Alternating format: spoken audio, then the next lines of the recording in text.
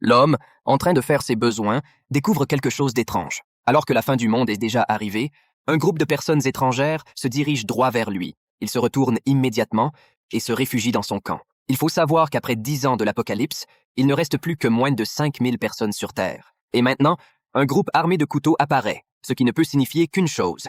Ces gens ne sont pas là pour de bonnes raisons. Carlos, terrifié, tombe au sol. Son père, qui entend le bruit, regarde attentivement. Le groupe n'est plus qu'à quelques dizaines de mètres. Un homme expérimenté en combat, son père sait que cette rencontre sera un autre combat mortel. Carlos, qui ne sait pas quoi faire, regarde sa femme infectée allongée à côté de lui. Voyant son père en train de préparer ses affaires, Carlos commence à reprendre ses esprits lorsqu'il reçoit un grand sac de la part de son père. Ensemble, ils se précipitent pour aider. Mais le groupe de personnes s'approche dangereusement du camp. Le père ne peut plus attendre, il pousse une planche de bois et entraîne sa famille par la porte arrière. Dans un monde post-apocalyptique où les ressources sont rares, être capturé est une issue fatale.